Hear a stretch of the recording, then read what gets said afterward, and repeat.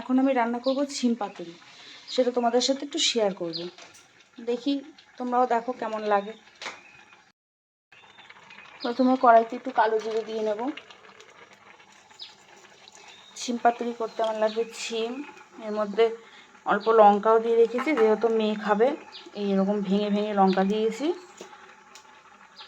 পেঁয়াজ রসুন বাটা আর ছিম, আর লবণ হলুদ, চিনি তো লাগবে, চিনি তো দিই না, গুড়।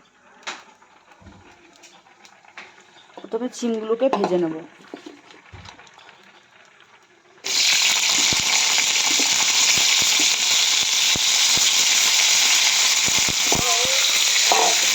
ছিমগুলোকে সুন্দর করে ভেজে নেব। ছিম ভাজার সময় অল্প একটু নুনও দিয়ে দেবো।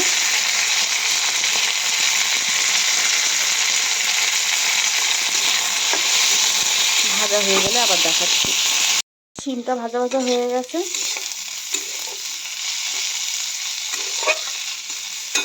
এবার ধনে পাতা দেবো। ধনে পাতার মধ্যে লবণ হলুদ দিয়ে রেখেছিলাম, লবণ হলুদ ধনে পাতা বাটা আর পেঁয়াজ রসুন বাটা।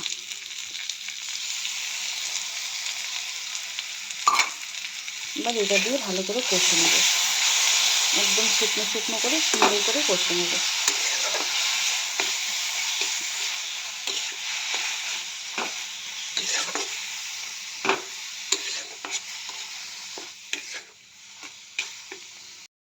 প্রায় হয়ে এসছে। এইসব রান্না একটু তেলটা বেশি হলে ভালো লাগে, কিন্তু আমরা যেহেতু তেল কম খাই সেই জন্য এরকমভাবেই করছি। এবার স্বাদ মতন গুড় দিয়ে দেবো। এটা একটু মিষ্টি মিষ্টি না হলে না খেতে ভালো লাগবে না।